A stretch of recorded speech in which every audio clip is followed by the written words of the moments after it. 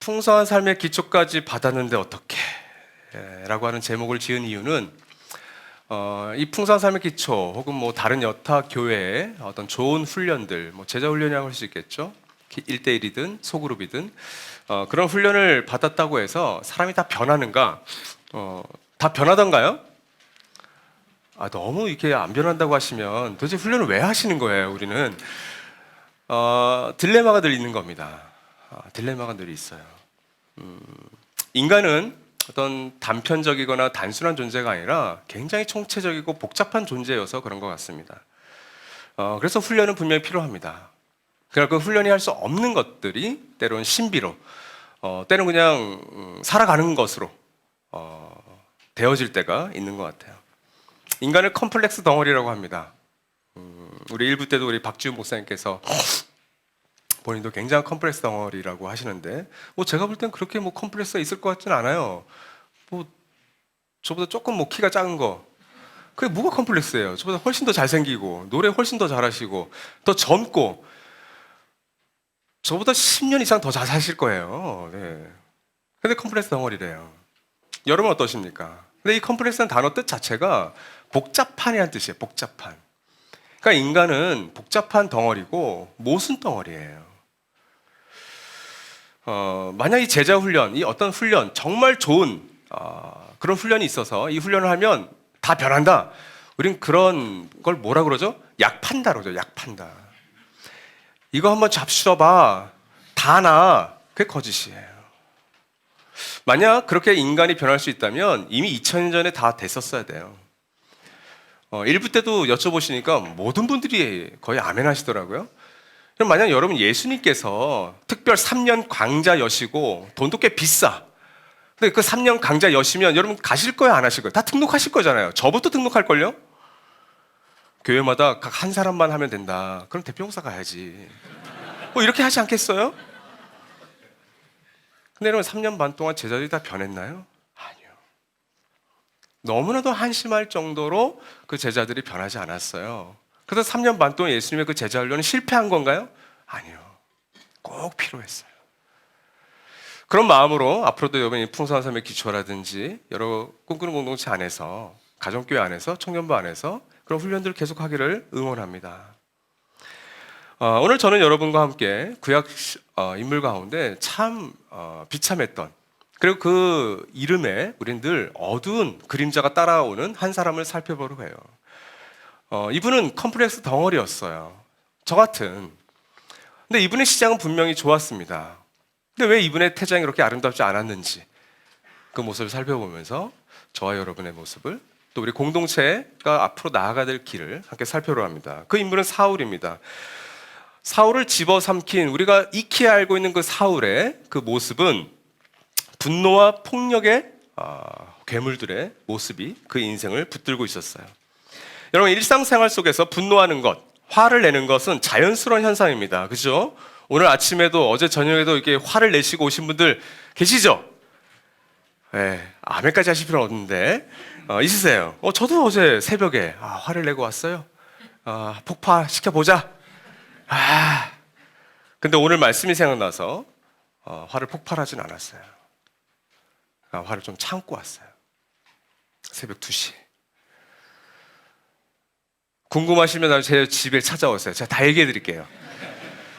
다만 그 화를 절제할 수 없고 자신에게 혹은 타인에게 폭발하고 하는 그 양상이 있다면 분노 조절 장애를 좀 의심해 봐도 좋습니다. 근데 제가 볼 때 이 가운데 대부분이 그 분노 조절 장애를 약간씩은 다 갖고 계세요. 특히 우리 아이들을 육아하시는 분들, 특히 가족 예배실에 계신 분들 위로합니다. 여러분 그냥 분노 조절 장애가 있다고 생각하셔도 돼요. 평소 조용한데 화를 버럭 내거나, 반대도 마찬가지입니다. 화를 지나치게 찾는 사람도 분노 조절 장애예요. 정식 명칭은 간헐성 폭발 장애라고 합니다. 간헐천 아시죠? 호주나 이런 데 막 간헐적 확 막 사람이 화가 폭발하면 우리도 막가 아니라 너무 우울해지잖아요. 사무엘상에 나오는 이 사울의 이 감정 조절 장애는 가장 가까운 사람들을 통해서 나타났어요. 그게 어려운 점이었어요. 볼까요 한번? 사무엘상 17장에 사울은 몹시 언짢았다. 생각할수록 화가 치밀어 올랐다. 이건 다윗 사위를 향한, 가장 가까운 부하를 향한 화였고요. 사울이 미갈에게 호통을 쳤다. 이거 화가 나서 호통 친 거거든요. 미갈은 누구예요? 사울의 둘째 딸이에요. 가장 가까운 금지 오격 같은 그 딸. 20장 30절 사울이 요나단에게 화를 내면서 소리쳤다. 이 폐역 무도한 계집의 자식아. 이걸 이제 자기의 사랑하는 아들 요나단을 위해서 장남을 향한 화를 냈던 소리였어요. 근데 이 마지막 제가 이걸 넣을까 말까 하다가 그냥 넣었어요. 이 폐역 무도한 계집의 자식아. 폭력적인 언어죠. 그러니까 어떤 손과 발로 때리는 것만 폭력이 아니라 어떤 이 말로 표정으로 할 수 있는 것도 분명히 폭력이 됩니다. 그런데 이 아슬아슬했던 사울의 분노가 대폭발했던 현장은 사무엘상 22장이에요. 같이 한번 19절 읽어보죠. 시작. 사울은 제사장들이 살던 성읍 노베까지 가서 주민을 다 칼로 쳐 죽였다. 그는 남자와 여자, 어린이와 젖먹이, 소떼나 나귀떼나 양떼를 가리지 않고 모두 칼로 쳐서 죽였다. 예전에 구약에 진멸법이라는 게 있죠. 너희가 가나안 땅에 들어가거든 그 가나안 족속들을 다 진멸해라. 이 방법이에요. 어린이와 젖먹이, 소떼, 나귀떼 모든 것을 싸그리 죽여라. 그래서 이것이 난제입니다. 오늘 현대 신학자들도 어떻게 이걸 해석해야 될까? 아무리 가나안 족속이도 얼마나 끔찍한 죄들을 저질렀길래 이들을 진멸해야 될까? 난 이런 하나님이라면 믿지 못하겠다. 그래서 구약의 하나님은 무서운 하나님, 진멸하시는 하나님으로 인식하시는 분들이 꽤 많아요. 그래서 신학자들도 연구해도 사랑의 하나님이신 하나님께서 웬만큼 했으면 다 죽이라고 했을까? 뭐 이게 최고의 대답이에요. 근데 이 사건은 이 사울이 자신의 나라 백성이었던 이스라엘 공동체를 향해서 자행했던 일이었어요. 이 노베 제사장 몇이 배고픔에 찾아왔던 다윗에게, 사울과 다윗의 관계를 잘 모르고 다윗에게 음식을 베풀었다는 이유로 이 제사장 85명을 한 자리에서 죽여버립니다. 그 화를 주체 못해서 그 제사장의 집안을 싸그리 마을을 찾아가서 없애버린 사건이에요. 다윗에게 호의 베풀었다는 이유로. 그러니까 여러분 이 분노의 이 폭발력을 아시겠죠? 내가 누군가에게 대한 미움과 어떤 분노가 있을 때 그것을 내가 투사하게 돼요. 그럼 그 사람의 미운 점만 보여요. 그래서 그 사람만 보면 분노가 일고 그 대상들만 보면 분노가 일고 그것이 우리의 모습이에요. 사울의 모습이었습니다. 두 번째 사울의 어두운 괴물들의 모습은 질투와 불안이었어요. 질투와 비슷한 말이 시기입니다. 그렇죠? 뭐 질투 안 해보고 시기 안 해본 분이 어디 있겠어요, 그렇죠? 이 질투와 시기의 미묘한 단어의 차이는 있지만 공통점 뭐예요? 나보다 남을 더 미워하거나 깎아내린다고 하는 공통점을 갖고 있죠. 우리 모두가 이것을 다 경험하고 있어요. 인생의 어떤 대소사들, 그렇죠? 내 아이들의 입시, 혹은 나의 입시든, 또 결혼, 또 승진, 또 육아. 인생의 대소사들 가운데 저 사람이 나의 경쟁 구도가 전혀 아닌데 나보다 저 사람이 더 잘 되는 것 같으면 묘한 경쟁심과 그리고 질투와 시기심이 일어나는 거죠. 골리앗이라고 하는 공동의 적을 다윗과 사울이 같이 마주했을 때는 전혀 경쟁 관계가 없었어요. 질투하거나 시기심도 없었어요. 그런데 골리앗이 제거되고 나니까 오히려 다윗과 사울이 그 경쟁 구도가 설정되면서 질투에 사로잡혔던 사울의 모습을 보게 됩니다. 그 모습이 사무엘상 17장 7절 9절 잘 나와 있는데 같이 읽죠. 시작. 사울은 수천 명을 죽이고 다윗은 수만 명을 죽였다. 이 말에 사울은 몹시 언짢았다. 생각할수록 화가 치밀어 올랐다. 그날부터 사울은 다윗을 시기하고 의심하기 시작하였다.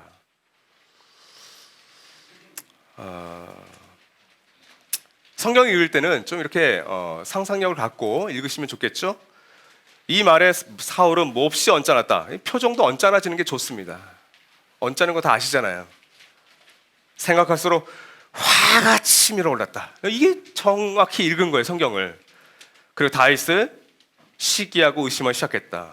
NLT 성경이 A jealous eye on David 이렇게 돼 있죠. 뭐예요? 다윗을 향해 시기 어린, 질투 어린 눈이 박혔다 이 뜻이에요. 그러니까 어떤 한 대상을 볼 때 늘 질투와 시기 어린 눈으로 꽂혔다. 그것이 사울의 모습이었습니다. 이런 질투와 시기는 반드시 과도한 걱정과 염려와 불안으로 연결될 수밖에 없습니다. 사울의 인생은 많은 것들을 좋은 것들을 받았어요. 그런데 질투와 시기에 사로잡혀서 너무 과도한 염려와 걱정에 빠져버렸어요. 우리는 어떻습니까? 저도 선뜻 과도한 염려와 불안과 걱정에 빠질 때가 있어요. 멀쩡한 우리 아이들 잘 왔다 갔다 하고 자전거 타고 다니는데 오늘 자전거 못 타고 오면 어떡하지? 아이가 지금 연락이 안 되는데 우리 예성이 지금 연락이 안 되는 놀이터 갔다 그러는데 누가 데리고 가면 어떡하지? 그럼 어떻게 해요? 제가 놀이터에 나가 있는 거죠. 근데 너무 잘 놀고 있어요, 아이들이. 그렇죠. 오늘 내 아내, 내 남편, 내 사랑하는 부모님이 오늘 이상한 사고를 당하시면 어떡하지? 뭐 이런 걱정들을 우리가 늘 하잖아요. 사무엘상 15장 24절에서 내가 군인들을 두려워하여 그들이 하자는 대로 하였습니다. 리더라면 중심을 잡고 해야 하지 않을 것이 있고 해야 될 것이 있는데 그 군인들을 두려웠기 때문에 민심을 두려워하고 여론을 너무 신경 썼기 때문에 오히려 안 좋은 악한 결정을 했다라고 하는 거예요. 사람들의 시선에 너무 신경을 쓰는 거죠. 그래서 그 질투와 시기로 그 대상에 투사를 해버린 겁니다. 그러니까 사울의 삶이 그 분노와 폭력으로 그리고 질투와 시기가 불안과 걱정과 염려로 점철되어 버린 인생으로 살아갑니다. 그래서 그가 비참하게 퇴장할 수밖에 없었던 거예요. 그런데 여러분 놀라운 점은 이런 사울을 하나님께서는 어떤 계략을 가지고 처음에는 좀 못하는 사람 세웠다가 두 번째 짜잔하고 좋은 걸 마치 예수님처럼 나쁜 포도주 뒀다가 좋은 포도 주는 것처럼 그렇게 리더십을 세우지 않으셨어요. 이스라엘의 초대왕, 초대라고 하는 뜻은 굉장히 역사적인 의미를 갖고 있는 겁니다. 우리 김영우 목사님과 우리 그 당시 센터장님들과 우리 협의체 멤버들이 나도 뭐 꿈꾸는 교회에 좀 모자란 대표 목사 하나 세웠고 한 6년만 하게 하고 그 다음에 짜잔 정말 외모와 키가 준수한 그 좋은 대표 목사 하나 세우자. 너무 진지하게 생각하시는군요. 이게 농담이에요 지금. 하나님 그렇게 생각하지 않으셨어요. 그래 사울은 좀 임시다. 그리고 다윗 때 진짜 내 다스림과 질서를 드러낼 거야. 그런 하나님 아니세요. 하나님은 사울을 진심으로 생각하셨어요. 사울이 진짜 좋은 왕이 되었으면 좋겠다. 그리고 요나단이라고 하는 좋은 후계자가 있었어요. 아쉽게도 다윗에게는 솔로몬이 있었지만 솔로몬이 그렇게 좋은 후계자가 아니었잖아요. 오히려 후계자로 보면 요나단이 훨씬 정치적으로 외교적으로 훌륭한 준비된 사람이었습니다. 그럼 사울을 적임자로 세우신 하나님께서는 왜 사울을 적임자로 생각하셨을까? 그 새로운 리더가 필요했던 새로운 시대가 있었어요. 사울 당시의 주변 고대 근동은 왕정 제도를 통해서 절대적인 권력을 붙든 왕이 정치를 했습니다. 근데 여러분 이스라엘 역사가 어떻게 시작됐죠? 그 출애굽하기 전 400년 동안 절대 권력자였던 파라오의 압정 속에 시달렸던 백성들이 히브리 민족이에요. 그러니까 새로운 가나안 땅에 도착했으니 그 왕정 제도는 지긋지긋했겠죠. 그리고 하나님 왕이세요. 그래서 하나님께서 200년 동안 그들에게 주셨던 새로운 정치 제도가 사사 제도였어요. 이 사사란 말은 영어로 저지, 판결자라는 뜻입니다. 그래서 전문적으로는 소사사라고 하면 일반적인 어떤 대소사들, 우리 교회도 여러 이슈들이 생기죠. 문제들이 생기면 리더들이 모여서 풀어내요. 그 리더들이 사사격인 거예요. 근데 대사사들이 있었어요. 이름은 굳이 대사사들. 이들은 전쟁과 전투가 일어나면 또 다른 리더십이 필요해요. 나도 뭐 꿈꾸는 교회 첫 번째 리더십은 제가 필요했지만 다음 두 번째 리더십은 또 저와 또 비슷한 혹은 새로운 리더십이 필요하다고요. 그 옛날 리더십을 너무 그리워하시면 안 돼요. 사사 제도는 새로운 리더십의 체제였는데 이 사사 체제가 낡은 시스템으로 취급을 받습니다. 그래서 마지막 사사가 사무엘이었어요. 그 사무엘을 향한 말입니다. 사무엘상 8장 5절 같이 읽죠. 시작. 그들이 사무엘에게 말하였다. 보십시오. 어른께서는 늙으셨고 아드님들은 어른께서 걸어오신 그 길을 따라 살지 않습니다. 그러므로 이제 모든 이방 나라들처럼 우리에게 왕을 세워주셔서 왕이 우리를 다스리게 하여 주십시오. 이게 지금 백성들이 200년 동안 사사 제도를 경험하고 나서 그 마지막 사사로서 열심히 왕성에 사역했던 사무엘에게 한 말이에요.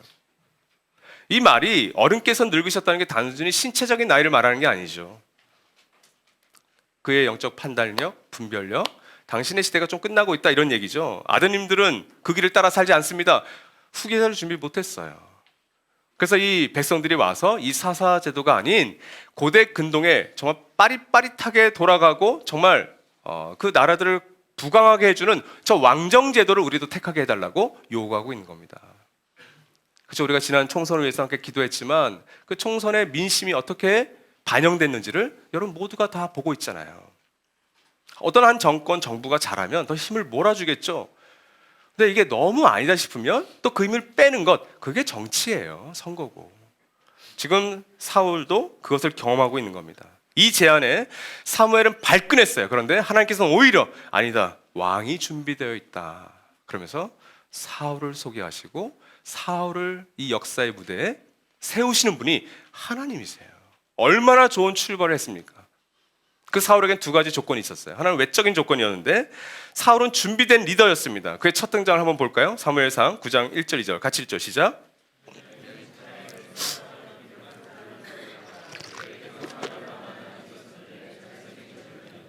이스라엘 사람들 가운데 그보다 더 잘생긴 사람이 없었고 키도 보통 사람들보다 어깨 위만큼은 더 컸다. 눈에 띄는 단어들이 뭐죠? 베냐민 지파. 이스라엘의 그 전통 12 지파 가운데 한 지파. 유다와 베냐민은 항상 같이 갑니다. 지역적으로 가까이 붙어 있죠. 그리고 베냐민은 요셉의 동생입니다. 그러니까 유다와도 친하고 그렇죠? 영적 장자인 그리고 혈통의 장자인 이 두 요셉과 유다 사이에 있는 지파가 베냐민 지파예요. 여러분 잘 아시는 사도 바울, 유럽에 복음을 전했던 이제 기독교의 초석을 쌓았던 사도 바울이 베냐민 지파입니다. 이 사도 바울의 옛 이름이 또 사울이었죠. 그런데 유력한, 잘생긴, 그리고 더 컸다. 그러니까 이 1등만 기억하는 더러운 나라 뭐 이런 말 있지 않았습니까? 성경도 비슷해요. 유력하고 잘생겨야 되고 키도 커야 돼요. 근데 여러분 3000년 전을 한번 생각하시면 이 당시 전쟁과 전투에서 이 신체 조건은 절대적인 기준이에요. 그런 리더를 뽑아야 돼요. 블레셋의 넘버원이 골리앗이었다면 이스라엘 넘버원은 키가 크고 잘생기고 신체적 조건이 우월한 사울이었어야만 됐습니다. 그런데 여러분 사무엘상 16장 6절 7절 다윗을 세워가는 하나님의 모습을 보면 이거 하나님이 이상해지셨나? 하나님 머리가 좀 나빠지셨나? 이상한 본문이 나와요. 한번 살펴보죠. 사무엘상 16장 같이 읽죠. 시작. 사무엘은 엘리압을 보고 속으로 주님께서 기름 부어 세우시려는 사람이 정말 주님 앞에 나와 섰구나 하고 생각하였다. 그러나 주님께서 사무엘에게 이르셨다. 너는 그의 준수한 겉모습과 큰 키만을 보아서는 안 된다. 그는 내가 세운 사람이 아니다. 나는 사람이 판단하는 것처럼 그렇게 판단하지는 않는다. 사람은 겉모습만을 따라 판단하지만 나주는 중심을 본다. 무슨 내용이냐면 이제 사울을 하나님께서 버리세요. 아니다. 더 이상 희생 가능성이 없다. 나는 이세 아들들 가운데 왕을 하나 세웠다. 그래서 사무엘이 기름 부으러 갔더니 첫째 아들 엘리압이 오는데 저 사람이네 리더가. 뭘 생각했을까요? 사무엘은 사울을 생각했던 거예요. 큰 키, 유력한 집안, 그리고 건장한 체격. 엘리압이 그런 조건이었고 다윗은 아주 어린, 볼품없는, 홍한 있는 그런 사람이었어요. 갑자기 하나님께서 그런 선택기 좀 바꾸신 거예요. 나는 겉모습 안 봐. 나는 중심 본다. 아니 사울 다 겉모습 봐놓고선 아니죠. 사무엘조차 엘리압을 봤을 때 외적 조건이 넘어왔던 사람이잖아요. 근데 하나님은 중심을 보신다고 그랬잖아요. 이 말은 이미 사울을 보실 때 잘생기고 유력하고 큰 키는 사람들이 보는 거고 이미 사울의 중심을 하나님 보셨다라는 거예요. 외적인 조건만이 아니라 이 사울의 이 능력이면 초대왕으로서 이스라엘 공동체에 나의 다스림과 질서를 잘 드러낼 수 있겠구나. 이 사울은 그게 사울의 외적 조건에 덧붙였던 알파였어요. 그리고 또한 사울에게는 내적인 조건 역시 두드러졌습니다. 그것은 겸손함과 온유함이었어요. 아니 목사님 사울이 겸손하고 온유했다고요? 여러분 우리가 한 인물을 총체적으로 봐야 되는 이유가 여기 있는 거예요. 성경은 분명히 사울이 겸손했고 온유했다고 얘기합니다. 워낙 우리가 사울에 대한 부정적인 인식이 커서 저 사람은 아니겠지, 그렇죠? 특히 우리가 어떤 한 정치인을 얘기할 때 이런 오류에 빠질 때가 사실은 많습니다. 참 많습니다. 그래서 크리스찬들조차도 끔찍한 오류를 범할 때가 많아요. 역사적으로 그랬고 지금도 아마 그런 일들은 늘 일어날 겁니다. 저 역시 그렇습니다. 누구 한 사람을 이런 눈으로 보게 되면 악마하기 쉽고 달콤하게 그것을 또 뒷담화하고 또 그렇게 하기 쉬워지는 거죠. 근데 사울은 어땠습니까? 사무엘상 9장 21절 저의 가족은 베냐민 지파의 모든 가족 가운데서도 가장 보잘것없는데 어찌 저에게 그런 말씀을 하십니까? 근데 그 한 절 전에 20절에서 사무엘이 지금 이렇게 얘기해서 지금 사울이 이렇게 얘기하는 거예요. 뭐라고 얘기했냐면, 지금 온 이스라엘의 사람들의 기대가 누구에게 걸려 있는지 아십니까? 바로 그대와 그대 아버지의 온 집안입니다. 지금 사무엘이 사울을 갖다 놓고 사울한테 지금 이 온 이스라엘의 기대가 누구에게 있는지 아십니까? 당신에게 있습니다 라고 얘기하는데, 사울이 얘기하는 거예요. 이런 말을 들으면 우쭐대기 쉽죠. 아, 내가 그런 존재야? 근데 사울은 뭐라고 그랬어요? 가장 내가 보잘것없는데. 그래서 혹자는 사울의 낮은 자존감에서 나온 부정적인 답변이라고 얘기하시는 분들 이제 해석을 그렇게 하세요. 그러나 훗날 이 사무엘상을 자세히 보면 사무엘의 말을 통해서 이게 겸손함에 가깝다고 보는 게 합리적이다라고 한 판단을 내릴 수밖에 없어요. 사무엘상 15장 17절 1조 시작. 임금님이 스스로를 하찮은 사람이라고 생각하시던 그 무렵에 주님께서 임금님께 기름을 부어 이스라엘의 왕으로 세우셨습니다. 그러니까 하나님께서 초대 왕으로 기름 부어 왕으로 세우신 결정적 이유가 뭐라고요? 스스로를 하찮은 사람이라고 생각하던 그 무렵에, 이렇게 표현하고 있어요. 그러니까 하나님은 사울의 겸손함을 보셨던 거예요. 그래서 강의에는 넣어드리지 않았지만 사울의 온유함을 볼 수 있는 것은 사무엘의 집권 초반, 나중에 한번 찾아서 보세요. 사무엘상 10장 27절과 11장 13절을 보시면 사울이 이제 세워지자 불량배들이 나타났어요. 일종의 야당이죠. 그래서 야, 너희 이 사울이 뭔데 갑자기 튀어나와서 우리 왕이 된다고 그래? 그러면서 등을 돌리고 멸시했어요. 근데 이 전쟁에서 대승리를 이룹니다. 하나님의 도우심으로. 그러자 사울을 따랐던 일종의 인수위원회가 그들 찾아내자, CCTV 돌려, 우리 리더 욕했던 사람 다 찾아와, 싸그리 죽여버려. 그래서 사울이 뭐라고 했어요? 이 승리의 영광의 날에 사람을 죽여서는 안 된다. 그들을 용서해요. 멋진 사람 아닙니까? 그러니까 꽤 괜찮은 성품의 리더였습니다. 그런데 여러분, 이 사울은 어디에서 어떻게 넘어졌길래 그렇게 불명예스럽게 퇴장하고, 자신의 퇴장만이 아니라 그 사랑했던 뛰어났던 요나단마저도 말기수사를 비롯한 그 세 아들과 함께 길모산에서 죽었을까요? 아름다운 퇴장을 위해 우리 이 사울을 직면교사, 반면교사로 삼아서 두 가지를 좀 기억했으면 좋겠습니다. 첫 번째 한번 따라할까요? 위대한 소명에 응답하기. 분노와 질투에 사로잡히기 전에 사울은 분명히 괜찮은 성품의 사람이었고 하나님의 영에 사로잡힌 사람이라고. 그래서 기름 부음 받은 자예요. 그래서 이 기름 부음이 여기서 시작되는 거예요. 이스라엘 왕들에게. 근데 이 구약의 기름 부음 사건은 신약에서 예수 그리스도의 십자가 부활 사건 이후에 초대교회에 임했던 성령 부음의 사건, 그러니까 성령 시대와 비슷하다고 보시면 됩니다. 이렇게 바꿀 수 있어요. 아무것도 아닌 하찮은 사울이 기름 부음을 통해서 이스라엘의 왕이 된 것은, 이 사건은 죄로 말미암아 아무 의미 없이 살아가던 우리에게 예수 그리스도의 그 사건을 통해서 하나님의 왕자, 하나님의 공주, 하나님의 시민, 하나님의 백성이 된 그 사건과 거의 등치한다. 그렇지 않습니까? 우리 아무것도 아니었잖아요. 근데 하나님이 우리를 상속자래요. 하나님께서 우리를 시민이고 백성이래요. 그 사건과 비슷합니다. 그것을 베드로가 이렇게 잘 설명했죠. 우리 베드로전서 2장 같이 읽겠습니다. 시작. 그러나 여러분은 택하심을 받은 족속이요 왕과 같은 제사장들이요 거룩한 민족이요 하나님의 소유가 된 백성입니다. 여러분이 전에는 하나님의 백성이 아니었으나 지금은 하나님의 백성이요 전에는 자비를 입지 못한 사람이었으나 지금은 자비를 입은 사람입니다. 10절은 설명을 더 하는 거예요.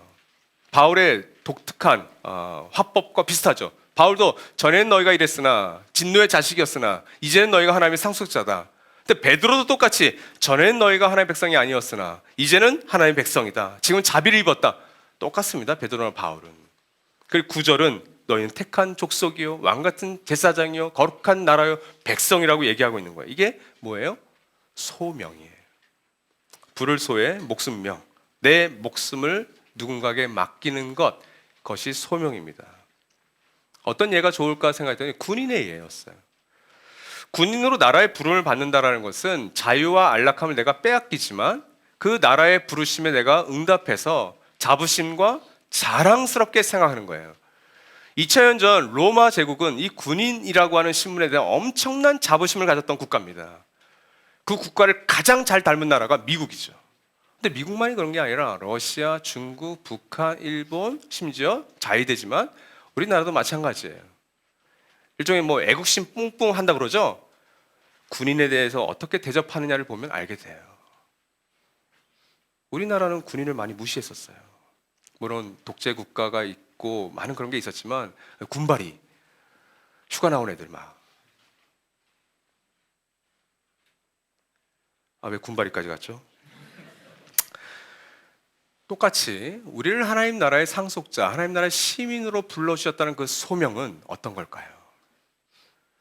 아니, 나라의 부르심을 받은 것만 해도 그렇게 영광스럽고, 아니, 나 병장으로 전역한 것만 해도 나 영광스러워. 삶이 그게 뭐 국회의원이 되거나 대통령이 되면 그 조건을 이제는 귀하게 여겨요. 아니, 고작 군대 좀 몇 년 갔다 온 건데 그걸 엄청난 특권에 생각해 준단 말이죠. 감사하게도.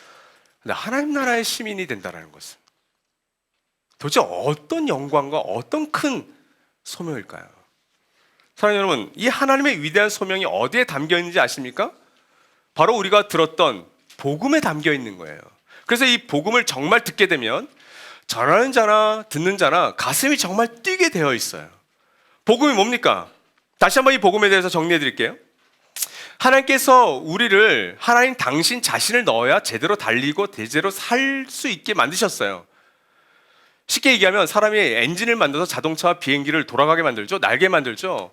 똑같이 하나님은 당신이라고 하는 엔진을 넣어야만 인간이 제대로 살아갈 수 있게 하셨는데, 그래서 사회생활, 부부생활, 아이들과의 관계, 모든 일상생활을 하나님을 연료로 태워야만 살아갈 수 있게 만드셨단 말이에요. 그런데 인간의 문명은 뭘 보여줘요? 역사는 하나님 대신에 인간은 늘 다른 것들을 넣고 그 다른 것들을 넣은 리더를 늘 추앙하고 그 사람을 리더로 세워요. 그래서 히틀러 같은 사람이 리더가 돼서 온 나라를, 온 세계를 망가뜨리기도 하는 겁니다. 그게 문명과 역사가 증거하는 증거라는 거죠. 근데 여러분, 예수님께서 뭐라고 그랬어요? 나는 하늘에서 내려온 음료이고 음식이다. 나를 먹고 마셔라. 내 살과 내 피를 먹고 마셔라. 그럼 너희가 영원한 생명을 얻는다. 하나님의 말씀을 그대로 하고 있는 거예요. 그게 복음이라는 거예요. 그 복음의 핵심은 이겁니다. 예수께서 우리를 위해 죽음을 당하셨고 그 죽음을 통해서 저와 여러분의 모든 해결할 수 없는 죄를 해결하셨다. 이게 기독교예요. 이게 복음의 정수란 말이죠. 이게 우리가 믿을 복음이에요. 그 복음에는 당연한 소명이 담겨 있을 수밖에 없습니다. 차진이라면 만약 여러분이 차진이시라면 이미 복음을 알고 그 복음의 감격도 알고 크리스찬으로서 신앙생활을 하고 있는 분이라면 한번 들어보십시오. 신앙생활이 좀 편해질 수도 있습니다. 교회 안에서 봉사를 하고 또 그렇게 열심히 하시는 분들일수록 신앙생활이 좀 편해요. 근데 거기에 만족할 수 있을까요? 아니요. 그분들이 더 복음을 먼저 다시 들으셔야 돼요. 그래서 만약 오늘 예배가 끝나고 나서 우리 박태진 형제께서 또 나왔네요. 갑자기 제가 풍성한 삶의 초대 그 링크를 항상 체크하거든요. 박태진 풍성한 삶의 초대 신청. 이건 이제 목양 이슈가 생긴 거예요. 지역 목자 이거 어떻게 해? 태진 형제가 지금 풍상초 신청했어. 이제 풍상기를 다시 신청해도 모자랄 친구가 왜 그러니? 예수님 부인하니 요즘? 뭐 이렇게 나가죠. 이런 게 아니에요. 좋은 목사에게 가서 다시 복음 듣고 이게 아니라 복음을 다시 찾은 이들이 듣는 가장 좋은 방법 뭔지 아십니까? 복음을 전하시는 거예요. 복음을 전하시면서 내 귀에 다시 그 복음이 들릴 때 가슴이 뛰는 겁니다. 제가 지난주 목요일 날 한 지체와 세례교육을 진행했어요. 뭐 예기치 않게 2시간 한 20분 정도 하게 됐어요. 근데 중간 정도에 제 가슴이 뛰는 걸 제가 발견했어요. 어떤 부분인지 아십니까? 이 지체에게 진짜 이 복음이 믿어졌으면 좋겠고 이 복음이 진짜 전달됐으면 좋겠다. 그래서 그 복음을 읽고 복음을 전하는데 제 가슴이 뛰는 걸 발견했던 거예요. 여러분, 복음을 전해야 그 복음이 내 귀에 들리면서 내 가슴까지 전하는 거지.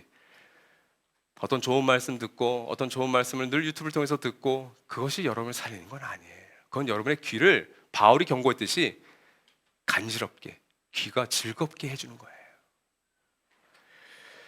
사실은 복음을 전할 때 제일 큰 수혜자는 자기 자신입니다. 그렇죠, 여러분?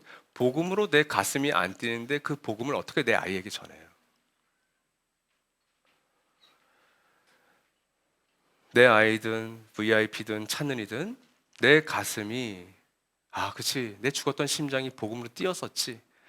그 경험을 가지고 5분이라도 10분이라도 아니 1분이라도 그를 안아주고 그녀를 안아주고 하나님 진짜 널 사랑해. 근데 내가 진짜 이 복음을 너가 알았으면 좋겠어.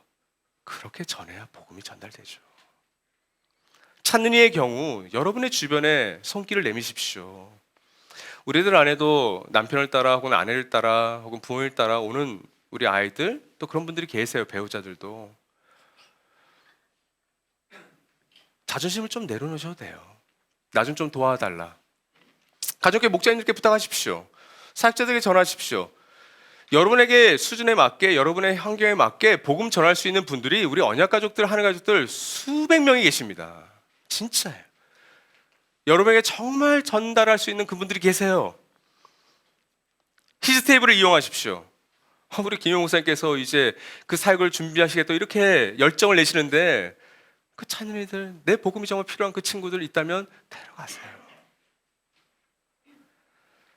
어제 우리 이금희의 단톡방이 있어요. 토요일 아침에 한 분의 소식을 들었어요. 근데 이분이 있어요. 제 인생에 제가 허락받았습니다. 1부 때는 허락받지 않고 얘기했고 2부 때는 와서 허락받았어요. 제 인생에 정말 이런 일이 있군요. 감사합니다. 제 인생의 새로운 경험이었습니다. 왜냐하면 이분이 한 분을 붙들고 풍성한섬의 초대를 통해서 복음을 전했는데 이분이 어쨌든 복음을 받아들이신 거예요. 그때 이 이끌으셨던 분이 정말 이건 이렇게 읽으셔야 돼. 감정선 읽어주는 거예요. 정말 이런 일이 있군요.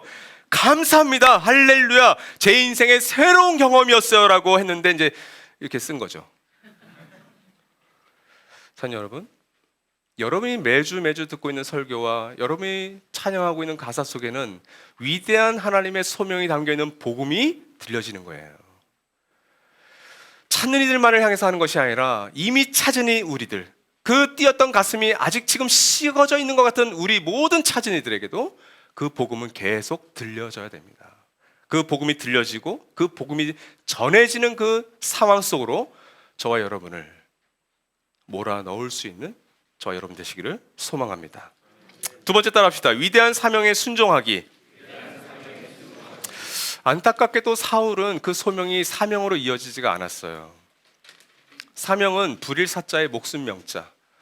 그러니까 목숨을 내 맡길 만한 일이에요. 그렇죠? 여러분 월급 받지 않으셔도 이렇게 내가 좋아하고 기뻐하는 일을 하면 그냥 기쁘시죠. 오히려 돈을 주고서도 하잖아요. 그런 일들을. 근데 사명은 돈을 받지 않아도 하고 싶고 해야 된다는 걸 아는 거예요. 뭐 쉽게 우리 목자님들 어때요? 목자님들 뭐 돈 받고 하시는 건 아니잖아요. 뭐 그렇다고 하고 싶은 사역도 아니에요. 아닌가? 그러나 해야 되는 사역임을 알고 사명으로 생각하시는 거죠. 그래서 힘들고 지치고 뭐 부족해도 그 일들을 감당해 가시는 거예요. 우리 전문 사역자들, 목사님들, 전도사님들, 또 선교사님들 어떤 분들이에요? 그분들은 돈이 없어도 그 사역을 기쁨으로 하겠노라고 인생을 거신 분들이에요. 그렇다고 해서 돈을 안 받고 이런 게 아니라 그 재정은 교회 공동체에서 책임을 지는 게 그래도 좋겠죠. 제가 미국에서 교회를 이제 사임하고 나올 때 그 당시 운영위원장님께서 저를 만나자고 하셨어요. 근데 저한테 했던 첫 마디가 뭔지 아십니까? 목사님 사례비 때문이십니까? 다음 달부터 사례비를 대폭 인상해드리겠습니다. 남아주십시오. 그 전 부분이 불쾌해서 하신 얘기 아니에요. 정말 저를 사랑해서 하신 얘기예요. 제 마음이 어땠을까요? 흔들렸을까? 안 흔들렸을까요? 흔들렸죠. 근데 이미 나오기로 다 한 거라서 어쩔 수 없는데 뭐가 흔들렸냐면 아니 그 전에 좀 알아서 주지. 그럼 조금이라도 조금 더 윤택하게 살다가 좀 돈도 모아서 올 수 있겠죠. 이런 거예요. 여러분에도 그런 게 있어요. 제가 돈 줄 테니까 그거 하지 마세요. 이거 돈 줄 테니까 이거 한번 해. 그 돈에 좌지우지 되지 않을 사명이 여러분 하나씩 다 갖고 있다고요. 목사님 저한테 1,000만금을 줘보세요. 제가 그거 안 하나. 그게 사명이에요. 베드로전서 2장 9절 하반절에서는 아까 베드로 사도가 소명에 대해서 얘기했잖아요. 근데 사명을 베드로는 알고 있었기 때문에 이렇게 얘기했던 거예요. 한번 읽어보죠. 그래서 시작. 그래서 여러분을 어둠에서 불러내어 자기의 놀라운 빛 가운데로 인도하신 분의 업적을 여러분이 선포하는 것입니다. 베드로는 자신의 소명도 정확히 알고 있었어요. 그렇죠? 전에는 이제는. 근데 자기의 사명이 뭐예요? 나를 어둠에서 불러내어 자기의 놀라운 빛 가운데로 인도하신 그 업적, 위대한 일. 그 위대한 일이 뭐예요? 신분 내가 바뀐 거. 하나님 나라의 백성이 된 거, 그거를 선포하는 것이 자기 사명이라는 거예요. 말로만? 아니죠. 말로만 했다가 피해받은 사람이 베드로였거든요. 자기의 삶이 메시지가 되는 것으로, 자기의 말과 자기의 행동으로, 자기의 삶으로 이 업적을 드러내는 거. 그게 뭡니까? 깨어진 세상에서 우리가 가장 할 수 있는 위대한 행동이 뭔지 아십니까? 그건 복음을 전수하는 거예요. 당신은 하나님 나라의 다스림과 질서 안에서 살아갈 수 있습니다. 당신의 삶의 모습은 하나님 나라의 다스림과 질서가 아닙니다. 그것을 알려주는 게 우리가 할 수 있는 이 깨어진 세상에서 가장 위대한 행동이에요. 근데 그것을 어떻게 해요? 사랑으로, 지혜로 하는 거죠. 내 시간, 내 돈, 내 에너지와 내 은사와 재능을 낭비하면서. 그게 목자님들이 지금 하고 있는 일이고, 우리 사역자들이 하고 있는 일이고, 우리 하늘가족으로 성도로서 하고 있는 일입니다. 교회가 그 일을 하고 있는 거예요. 지난주 다윗을 하나님의 마음에 합한 사람으로 성경이 기록하고, 그런 다윗답게 살아갈 수 있는 진정한 조력자가 요압이 아니라고 그랬죠. 누구였어요? 죽었던 우리야. 자기의 소명과 사명에 충실했던 자. 근데 오늘 말씀에도 사울 곁에 소명과 사명을 진짜 살아갔던 한 사람이 등장합니다. 누굽니까? 요나단이었어요. 사무엘상 20장 34절 같이 한번 읽죠. 시작. 요나단도 화가 치밀어 식탁에서 일어섰다. 그리고 요나단은 자기 아버지가 다윗을 모욕한 것이 가슴 아파서 그달에 이틀째가 되던 그날은 하루 종일 아무것도 먹지 않았다. 제가 영어 이름을 저는 그냥 호남초이였어요. 근데 제가 영어 이름을 만약 바꾼다면 그건 조나단이었어요. 요나단. 그만큼 요나단은 참 너무 근사한 사람이었어요. 자, 아버지 사울이 분노로 폭발해서 사위에게, 미갈에게, 또 자기 요나단에게 해서는 안 될 언어와 행동에 폭력을 했잖아요. 심지어 창을 던져 죽이려고 했단 말이에요. 그 어두운 괴물들이 폭발해서 자신과 타인을 다 파괴시켜버려요. 근데 요나단도 여기 보세요. 화가 치밀어 식탁에서 일어섰다. 이걸 여러분 그냥 문자적으로 읽으시면 안 돼요. 자, 요나단이 이렇게 앉아 있었어요. 화가 치밀어서 식탁에 일어서면 어떻게 일어나겠어요? 아, 화가 나네? 아니에요, 여러분. 이걸 뭐 뒤집어 엎고 막 그랬겠죠. 그런데 요나단은 어떻게 합니까? 창 빼서 막 이게 아니라 요나단은 아버지가 다윗을 모욕한 것이 가슴이 아파서. 이게 요나단이 참았던 방법이에요. 그 가슴이 아픈 걸 폭발시키는 게 아니라 어떻게 해요? 금식을 해요, 오히려. 우리는 화가 나면 어떡하죠? 그 화를 낸 대상에게 그냥 막. 근데 요나단은 그걸 끌어안고 가슴이 아픈데 금식을 해요. 말이 되지 않는, 이게 하나님 나라의 다스림과 질서의 방식이에요. 아니, 잘못은 저 사람이 해서 내가 화가 나는데 왜 피해자인 내가 가슴이 아파서 내가 왜 금식을 하고 아무것도 안 먹어? 이게 요나단이었어요. 여기 계신 분들 가운데서도 그 사울 같은 아버지, 사울 같은 어머니, 사울 같은 리더 때문에 상처받으신 분들이 꽤 되세요. 꽤 되세요. 그건 여러분이 피할 수 없는 파편이었어요. 근데 우리의 신분이 하나님의 이 복음을 통해서 소명을 받았을 때는 우리도 요나단처럼 할 수가 있는 거죠. 가슴이 아프지만 아무것도 먹지 않는 금식으로 승화시켜버리는 거죠. 그래서 다윗을 통해 새롭게 회복될 이스라엘 공동체를 꿈꿨던 사람이 바로 요나단이었습니다. 자신이 자신이 서열 1위였죠. 그럼에도 불구하고 다윗을 향해 너가 왕이 되어야 하고 난 너 곁에서 2인자가 되어 너의 서포터가 될게. 그러나 안타깝게도 요나단은 아버지 사울과 함께 길모산에서 이슬로 사라집니다. 자, 여러분, 위대한 사명에 순종한다는 게 어떤 의미일까요? 우리가 풍성한 삶의 기초를 아끼고 그런 훈련을 계속해서 가정교회 안에서 교회 안에서 하려고 하는 이유가 뭐예요? 자, 복음이라고 하는 파운데이션, 기초 위에 하나님과 자기 자신과 공동체와 세상과의 관계에서 우리가 건강하게 살아가려고 하는 거예요. 살아가려고. 자, 하나님과 관계에서 하나님을 알아가야죠. 하나님을 제대로 알아가고 그 암만큼 사랑하는 것. 내가 청지기적으로 어떻게 하나님을 사랑할까? 하나님과의 친밀한 관계 속에서. 자기 자신의 관계 너무 어렵죠. 저와 여러분 모두가 선천적으로, 유전적으로, 때로는 환경 속에서 많은 상처와 쓴뿌리를 다 받으신 거예요. 어떤 분들은 멀쩡한 엄마 아빠가 있었는데 어떤 분들은 엄마 아빠도 안 계세요. 아니, 엄마 아빠는 있어서 좋은데 그 엄마 아빠가 너무 건강하지 않은 엄마 아빠도 있어요. 그렇죠? 그때 받은 상처와 쓴뿌리 어떻게 하자고요? 거기에만 매달려 있을 수는 없잖아요. 그리스도 안에 있는 나를 내가 어떻게 볼 것인가? 아, 내가 이렇게 욱하고 이런 성격이 있는 게 내가 엄마한테 물받는 게 맞아. 아빠한테 물는 게 맞아. 나 할아버지한테 물받은 것 같아. 내 피가 더러운 것 같아. 그럴 수 있어요. 근데 이건 그리스도 밖에 있던 거지. 그리스도 안에 나를 내가 긍정해야지. 내 상상력과 내 감정 계속 나를 그리스도 밖으로 몰아서려고 하는데 내가 이렇게 참으니까 날 바본 줄 아네, 이 사람들이. 그리스도 안에 있는 나를 긍정해가는 훈련이죠.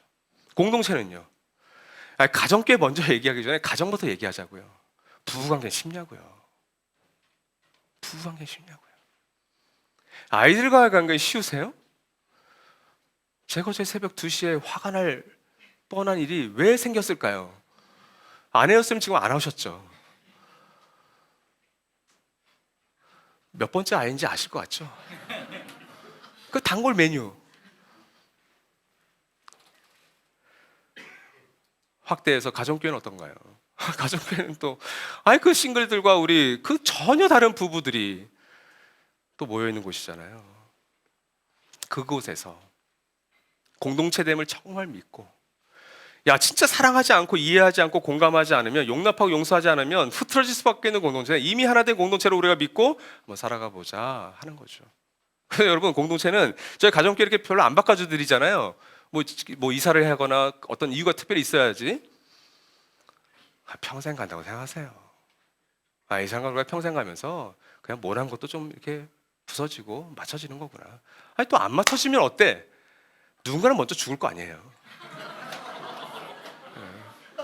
목사님도 떠나고, 그럼 목사님들 장례 잘 치러드리고, 가족이 먼저 떠나면 진심을 다해서, 그런 가족들이 정말 있어요, 여러분. 제가 지난주 대표 목사 모임을 통해서 김 목사님과 우리 대표 목사님 모였어요. 그래서 이제 여러 가정교회 이야기, 자기 교회 이야기 이렇게 나누는데, 우리 장애인들의 교회에, 우리 이찬현 목사님 가정교회에 한 자매가 계세요. 여러분 다 아세요. 몇 년 전 김 목사님께서 그 병상에서 세례 베푼 형제 있었죠. 그래서 그 암으로 죽었잖아요. 그 촉만 있던 형제가, 그 자매가 하루아침에 그 갓 태어난 아이와 가부가 된 거예요. 그 아이를 우리 이찬현 목사님이 가정교회에서 품은 거예요. 그 자매가 지금도 그 가정교회 멤버로 있어요. 너무 그래 건강하게. 너무 감사하지 않습니까? 그게 가정교회예요. 세상은요? 세상은 여러분 하나님 나라 다스림 질서 전혀 관심 없어요. 그 세상의 일터와 인간관계 속에서, 사회관계 속에서 우리가 시민으로서 사회인답게 살아간다는 것 너무 어려운 일이에요. 바로 이 네 가지의 관계에서 우리가, 내게 하나님의 말씀이 느껴지고 주어질 때마다, 목자님들 통해서, 또 언약가족 하늘가족 통해서 내게 주어질 때, 부딪힐 때 그것을 수용하고 순종하면서 가는 게 훈련이에요, 여러분. 그래서 아까 우리 창재 형제님과 우리 주영 목자님이 서로 이렇게 포옹도 하셨잖아요. 이제 풍상이 끝나고 이제 창재 형제께서 다른 이끄미에 대해서 누군가를 또 이 풍상기를 또 하고, 점점 제너레이션 투 제너레이션 넘어가면서, 그럴 때 이 두 분 가운데 영적인 우정이 쌓이겠죠. 지금 두 분 관계는 형님, 동생 하시죠? 좀 무서운 형이었군요. 근데 그런 관계가 되는 게 저는 맞다고 봅니다. 우리 목회자들께서 이제 새로 오셨잖아요. 이제 가정교회 이제 입양이 되세요. 제가 당부합니다. 그분들은 목사님들이세요. 뭘 인정해야 되냐면, 이분들은 그냥 인생을 거기다 걸겠다고 하신 분들이구나. 그걸 존중해서 공적인 자리에서는 이렇게 목사님 해드리는 게 좋겠죠. 우리 진영 목사님 같은 경우는 이제 우리 사무실 오면, 어머 서연아 이렇게 해요. 너무 이렇게 친근하게. 저는 그게 전혀 나쁘지 않아요. 저한테 오빠라고 해도 돼요. 한번 해보실래요? 그러나 가정교회 안에서는 얼마든지. 그게 계급이란 계급 아니에요, 그거. 그 신분 내려놓고 아이들을 육아하고 싱글로 살아가는 고민하고 있는 한 형제와 자매로 생각하시면 돼요. 정말 당부드려요. 아니, 그게 모든 가정교회에서 일어나야 될 일입니다. 사랑하는 여러분, 저는 우리 꿈꾸는 공동체가 약함이 강함이 되는 신비로의 여행을 아셨으면 좋겠어요. 한 개인과 한 공동체와 한 시대가 그 시대를 새롭게 했던 힘은 바로 이 신비를 아는 한 개인과 공동체를 통해서 일어났어요. 여러분들의 약함, 연약함, 컴플렉스들이 있겠죠. 근데 그것들을 하나님의 강함으로 바꾸는 비결은 그 약함을 내가 꼼꼼 숨기는 것이 아니라 하나님 앞에, 공동체 앞에 조심스럽게 내어놓을 때 하나님의 그 방법으로 그 약함을 강함으로 쓰세요. 여러분의 지독한 그 컴플렉스와 그 상처와 쓴뿌리를 하나님께서 강함으로 바꾸실 수 있는 능력이 하나님께는 있어요. 그 소명과 그 소명받은 것으로 사명으로 삼아갈 수 있는 저 여러분 되시기를 주님의 이름으로 소망합니다. 아멘. 1분간 침묵 가운데 잠시 기도하겠습니다. 하나님과 자기 자신과 우리 공동체와 세상과의 관계에서 내가 그 상처와 쓴뿌리를 받았기 때문에 흘려보낸 인생이 아니라 내 대해서 그것을 멈추고 정말 좋은 것을 나와 함께 가장 가까운 곳에 있는 사람들에게 흘려보내기를 다짐하는 우리 모든 꿈꾸는 가족들과 그 상처의 파편에 아파하는 우리 모든 손님들과 차느니들에게 오 주님, 당신께서만 하실 수 있는 치료와 치유와 회복의 역사가 오늘 이 시간 그리고 앞으로도 일어나게 도와 주시옵소서. 지금 성부, 성자, 성령 삼위 하나님의 살아심과 은혜 주심과 그 어떤 환경과 상황 속에서도 동행하시는 그 은혜가 오늘 이 예배를 드리고 다시 화창한 봄날 속으로 들어가는 것 같지만 여전히 죄로 인해 깨어지 망가진 이 세상 속으로 들어가는 우리 모든 사랑을 하는 가족들과 손님들과 찬인들을 위해 영원히 함께 하실 것을 간절히 축원하옵나이다. 아멘.